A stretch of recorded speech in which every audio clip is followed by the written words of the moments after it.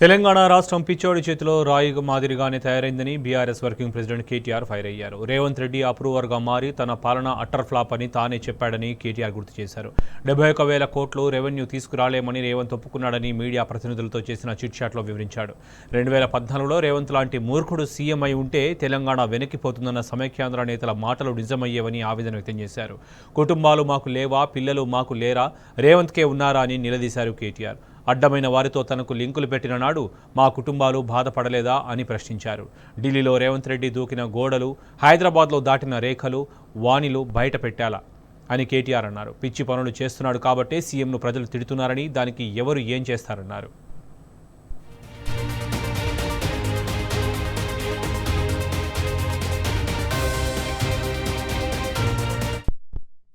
నిండు సభలో బట్టలు విప్పి కొడతామని రేవంత్ బజారు భాష మాట్లాడారని, మొదటి ఏడాదిలో రేవంత్ రెడ్డికి పాస్ మార్కులు కూడా రాలేవని ఎద్దేవా చేశారు.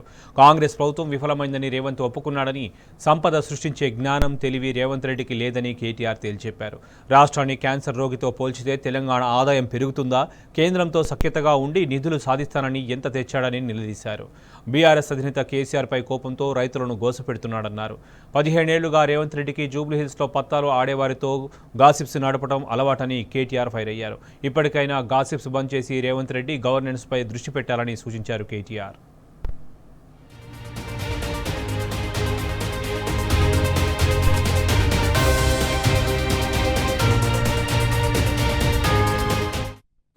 రాష్ట్ర బడ్జెట్ గురించి చెప్పమంటే సీఎం ఢిల్లీకి పంపే మూటల లెక్కలు చెబుతున్నాడని కేటీఆర్ మండిపడ్డారు. ఖర్గే, రాహుల్, ప్రియాంక గాంధీ, కేసీ వేణుగోపాల్కు డబ్బులు పంపే పనిలో రేవంత్ బిజీగా ఉన్నారని ఎద్దేవా చేశారు. హైదరాబాద్ సెంట్రల్ యూనివర్సిటీలో ఆందోళన అవుతుంటే రాహుల్ గాంధీ ఎందుకు స్పందించడం లేదని కేటీఆర్ ప్రశ్నించారు. సెంట్రల్ యూనివర్సిటీ భూముల అమ్మకంపై రాహుల్ గాంధీ ఎందుకు స్పందించడం లేదని నిలదీశారు.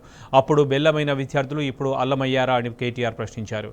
మరోవైపు డ్రగ్స్ ఉన్నాయని నిన్న సభలో సీఎం చెబుతున్నాడు. ఆయన కింద ఉన్న అధికారులు లేవంటున్నారని కేటీఆర్ వివరించారు.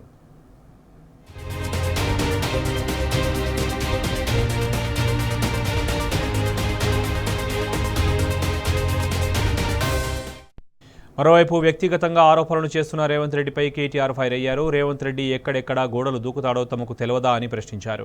సాగర్ సొసైటీలో ఎంత సమయం గడిపేవాడో కూడా తెలుసన్నారు. ఇప్పటికే సెల్ఫ్ డ్రైవింగ్ చేసుకుంటూ ఉదయం 5 గంటలకు మై హోమ్ పూజాకు రేవంత్ రెడ్డి వెళ్తున్నాడన్నారు కేటీఆర్. బీజేపీ నేతల బాగోతాలు కూడా నా దగ్గర ఉన్నాయన్నారు. 10 ఏళ్లు అధికారంలోకి ఉన్న తమకు ఎవరు ఏంటో అన్నీ తెలుసునని కేటీఆర్ తెలియచెప్పారు. బీజేపీ, కాంగ్రెస్ నేతల రహస్య సమావేశాలపై రాజాసింగ్ చేసిన కామెంట్స్ను ఎందుకు ఖండించడం లేదని నిలదీశారు. రాజాసింగ్ను సస్పెండ్ చేసే దమ్ము బీజేపీకి ఉందా అని కేటీఆర్ ప్రశ్నించారు.